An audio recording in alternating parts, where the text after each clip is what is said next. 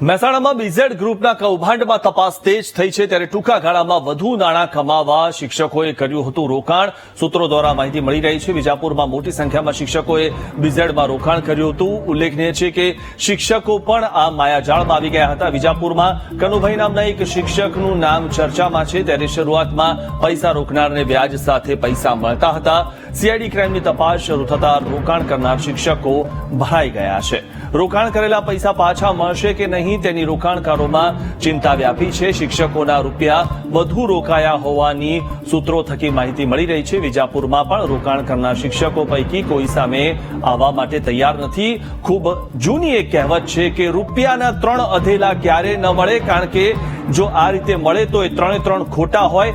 મહત્વની વાત એ પણ છે કે શિક્ષકો જે શિક્ષિત હોય છે, જે લોકો બીજાને શિક્ષા આપતા હોય છે, તે લોકો પણ આ લોકોની વાતમાં ભરમાઈ જતા હોય તો સામાન્ય લોકોનું શું? કારણ કે સામાન્ય લોકો તો થોડા ઘણી લાલચમાં પોતાના પૈસા આપી દેતા હોય છે, પરંતુ શિક્ષકો કે જેમને ખબર હોય છે કે સારું નરસું શું છે અને કોઈ પણ જગ્યાએ કશું જ ફ્રીમાં ન મળે અથવા તો રૂપિયાના તમને 5 રૂપિયા કોઈ ના આપે. આ વિશે વધુ માહિતી મેળવીએ અમારા સંવાદદાતા સુધીર પાસેથી. જે રીતે આ શિક્ષકો પણ આ લોકોની વાતમાં ભરમાયા છે અને સૌથી મહત્વની વાત એ છે કે શિક્ષિત લોકો, જે શિક્ષક જે બીજાને શીખવાડવાનું કામ કરતા હોય તે લોકો પણ આ લોકોની વાતમાં આવી ગયા છે. શું વધુ માહિતી?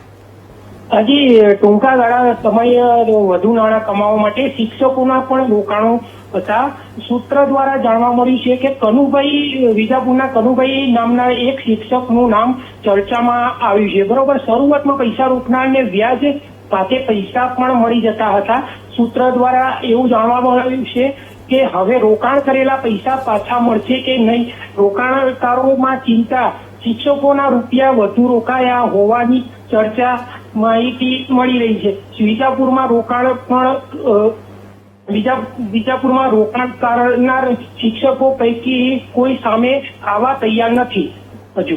જી આભાર સુધીર માહિતી આપવા બદલ.